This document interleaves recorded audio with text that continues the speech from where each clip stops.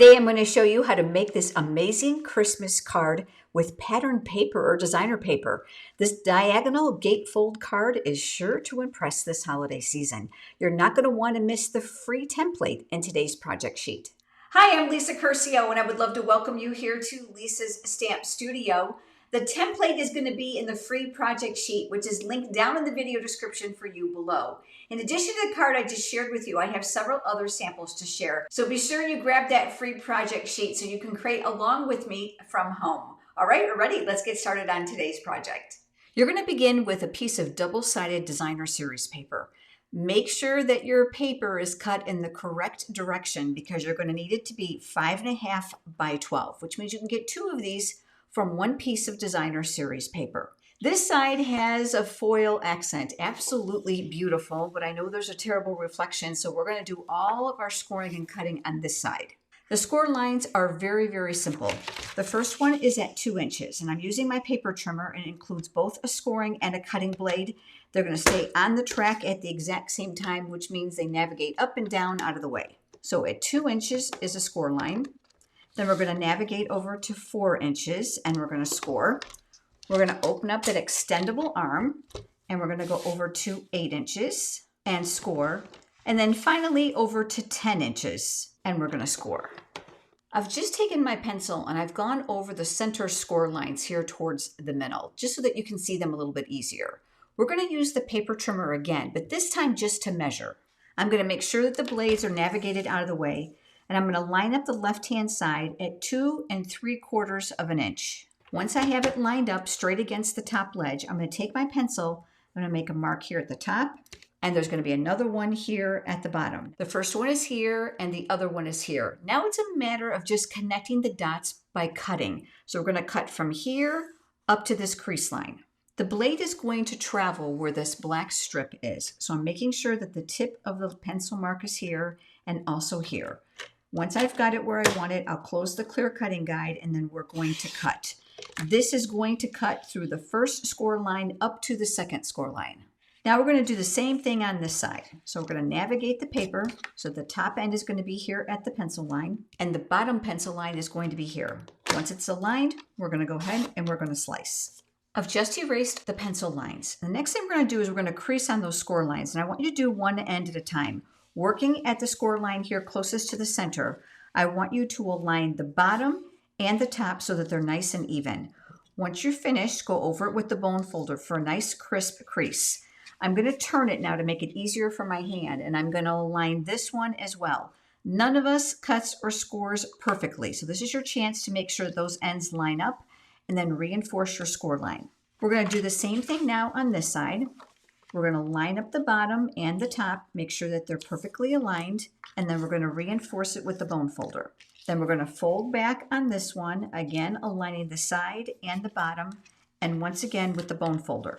Now the great thing about this fold is that you can invert it to determine which way you want it to go. For today, I'm going to leave that foil side to the inside. I'm just going to go back over these score lines once again, just so that it's going in the direction I want this card to be made. The amazing advantage of this Christmas card is that the diagonal gatefold will allow you to use any size, any shape here for your closure, and I have several samples for you. Let's set this aside and let's work on that focal point now. I have a piece of basic white cardstock here, and I'm going to be using the Ornamental Christmas Stamp Set. Now this is purchased also as a bundle if you choose, which gives you the coordinating dies, and quite frankly, they're amazing and abundant, so you're going to want both. I've got my Memento black ink pad here, and I've pulled out the words, "'Tis the Season." Let's go ahead and let's ink those up. I'm going to stamp those here near the bottom. From the dies, I die cut one of the ornaments from basic black cardstock. Inside the die set, there are 2 sets of these diamond shapes, and we're going to cut a border inside this ornament. I'll take the first die, I'm going to line it here in the center near the left-hand side. You're going to see that I'm leaving a little bit of cardstock here showing.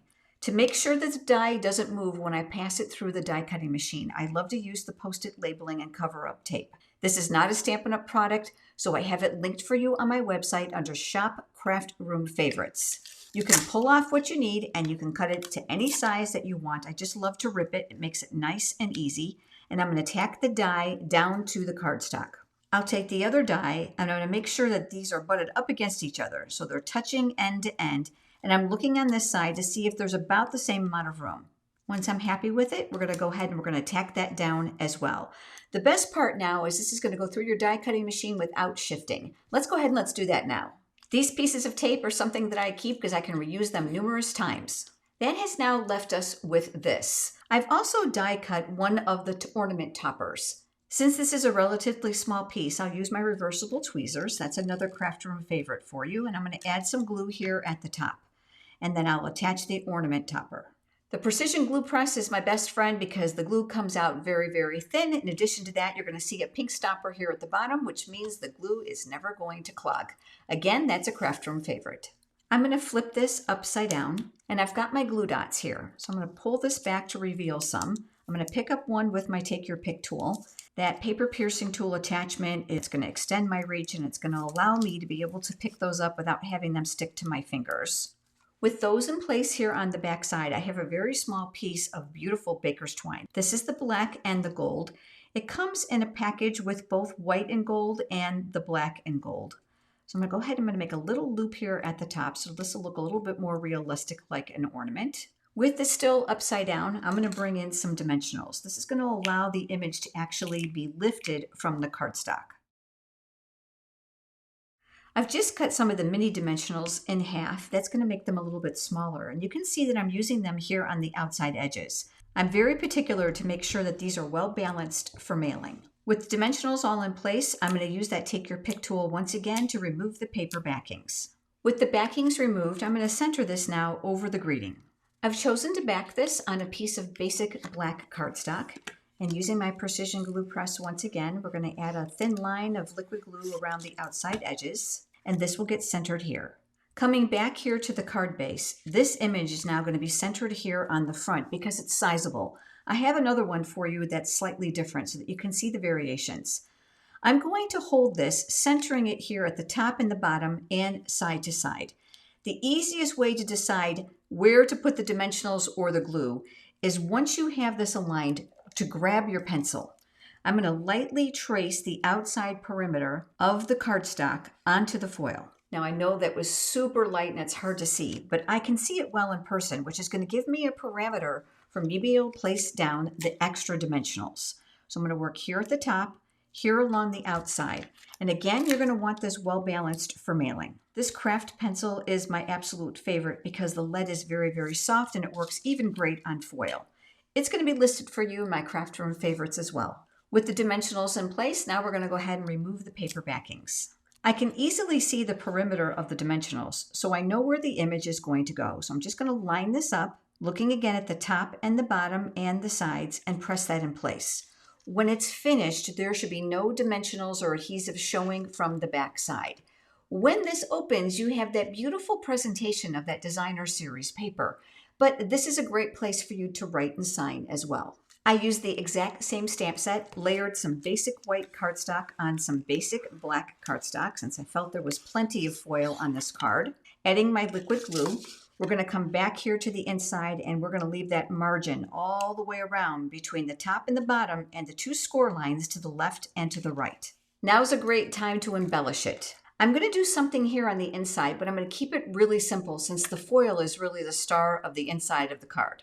These traditional sparkling sequins are some of my favorites because they're completely flat, which means no added postage, especially for the inside where you don't have to worry about bulk. They have glue dots already on the back, so I'm going to add one here near the bottom. I'm going to go ahead and I'm going to close this up, and these areas here inside the negatives are going to be perfect for us to add some more embellishments. These loose gold sequins are among my favorites because there are varying sizes. I've gone ahead and I've pulled out 4. Sequins are great for embellishments, not just on the front or the inside of your cards, but they're also great for shaker cards. I'm going to take a clear block to hold my card down to keep it nice and even. Coming back here to the precision glue press, I'm going to put a dot of glue right here in the center. Using the Take Your Pick tool, I've got the putty end, which is going to allow me to place that sequin right inside. And I'm going to go ahead and I'm going to repeat this process now for each of the remaining sequins. I've given those just under a minute to dry and our card is finished. This is so simple, but yet so striking. One of the reasons I absolutely love it is because the weight of the center panel as well as the front give this great balance, which means the card is going to be able to stand upright for display. Now, as simple as this is, I went ahead and I made one more with the same designer series paper, and I have some other samples. This is the same package, but you're going to see different pattern, and I just reversed the gold with the black here. Otherwise, the card is identical. But let me show you those other variations I have for you. This next one is going to use the Delicate Pines bundle stamps and very abundant die set to make some really beautiful snowflake cards. The Elegant Pines Designer Series paper is stunning, and it's the star of the card here. Beautiful, again, Designer Series paper patterns, double-sided, giving you lots of options. Here in the center, I layered a small piece of vellum over the shaded spruce cardstock. That's going to kind of downplay the green a little bit to allow the snowflake to really be predominant. I added some beautiful hexagon shapes in the coordinating color for a very simple card. I have one more for you.